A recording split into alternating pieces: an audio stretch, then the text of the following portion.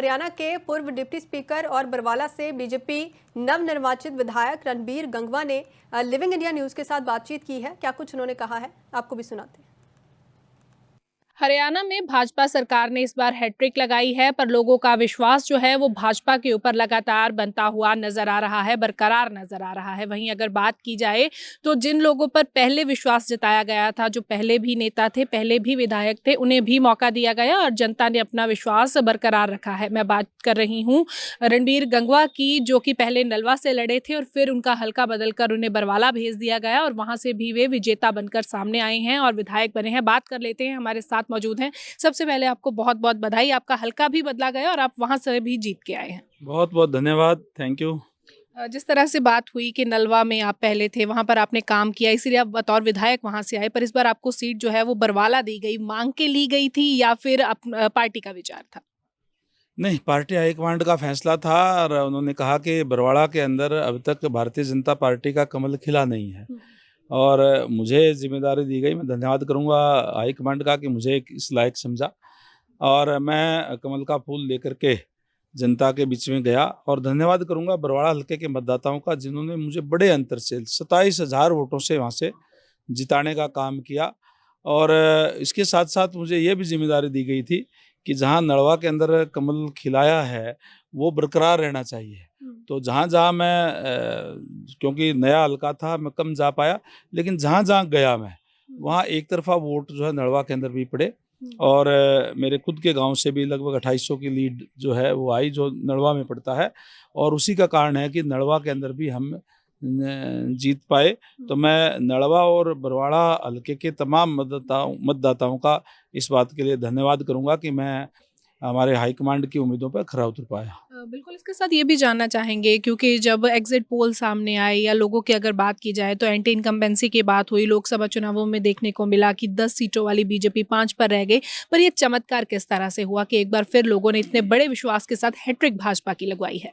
देखिए, जहाँ तक लोकसभा की बात है, लोकसभा के अंदर राहुल गांधी जी ने एक भ्रामक प्रचार फैलाने का काम किया था। उन्होंने कहा था कि अगर भारतीय जनता पार्टी की 400 सीटें आ गई तो ये संविधान बदल देंगे।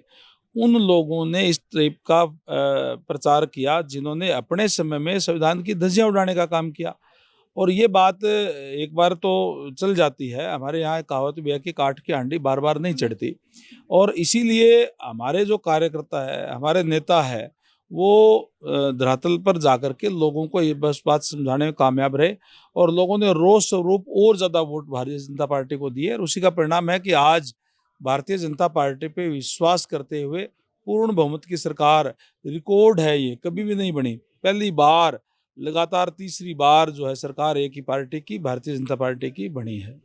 तो अब सरकार गठन कब तक हो जाएगा? बहुत सारी तारीखें सामने आ रही हैं, कोई बातचीत हो पाई है? जल्दी हो जाएगा। मेरी बातचीत अभी कोई नहीं हुई है, ना ही कोई अधिकारी का अभी तक सूचना आई है और मैं समझता हूँ कि आने वाले जल्दी ही समय के अंदर विधायक दल की मीटिंग भी होगी और सरकार का गठन भी जल्दी ही होगा। अभी क्योंकि माननीय मुख्यमंत्री महोदय दिल्ली में है, पार्टी के शीर्ष नेताओं से मिल रहे हैं और उनके बाद पार्लियामेंट्री बोर्ड और सीएम साहब मिलकर के जो भी डेट तय करेंगे, जैसे हमारे पास कोई सूचना आएगी तो आपको बताएंगे।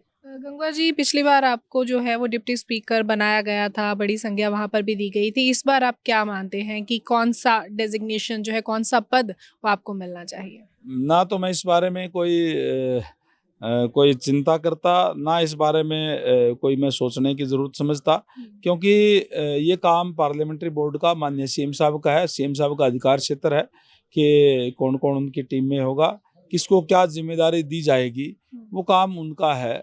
तो इसके बारे में मुझे कोई चिंता करने की ज़रूरत नहीं है। ये ज़रूर है कि हमने जो लोगों से वायदे किए हैं, वो वायदे मैं आपके चैनल के माध्यम से मैं बरवाड़ा हल्का के मतदाताओं से कहना चाहूँगा कि आपके बीच में हम सरकार का गठन होते ही उस पे काम करते हुए उनको पूरा करने का काम करेंगे। प्राथमिकता क्या रहेगी? सबसे पहला काम जो करना चाहेंगे? देखिए, लोकल इश्यूज जो है वो शहर का विकास का है, सीवरेज का, पानी का, गलियों पक्की करने का है। बरवाड़ा जो एक सब डिवीज़न है, सब डिवीज़न सदर का जो शहर होना चाहिए वो वहाँ नहीं है।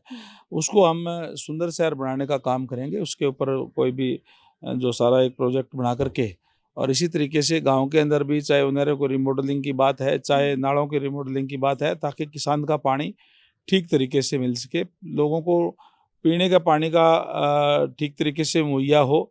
इस पे भी हम कार्य करते हुए उन तमाम चीज़ों को करने का काम करेंगे। कांग्रेस छटपटाती हुई नजर आ रही है, कभी इलेक्शन कमीशन में जाकर मिल रही है, कभी बयानबाजी कर रही है, किस तरह से देखते हैं? उनकी छटपटाहट स्वाभाविक है, क्योंकि जिस तरीके से उन्होंने, मैंने कहा ना, का काट की अंडी बार बार नहीं चढ़ती। एक बार तो उन्होंने झूठ बोल करके वोट ले लिए, लेकिन जनता आज का विश्वास वो लोग जो है वो खो चुके हैं। और जब प्रजातंत्र के अंदर जनता का विश्वास खो दे तो जनता उनको दरकिनार कर देती है। आज कांग्रेस पार्टी जो है जनता का विश्वास खो चुकी है। और जब लोकसभा में तो वो कह रहे थे कि हमारी बहुत अच्छी होगी, जब ईवीएम ठीक थी, अब ईवीएम पर वो ठीकरा फोड़ने का काम कर रहे हैं। वो अपना जब तक आचरण नहीं सुधारेंगे, उनके जो पिछले दिनों में जो बयान आए, जिस तरीके की उनकी भाषा थी, जो है वो दलित विरोधी, महिला विरोधी, वो लोगों ने देखा और इसलिए उनको लोगों ने नकारने का काम किया है। गंगवा जी सीएम फेस नायब सैनी ही रहेंगे?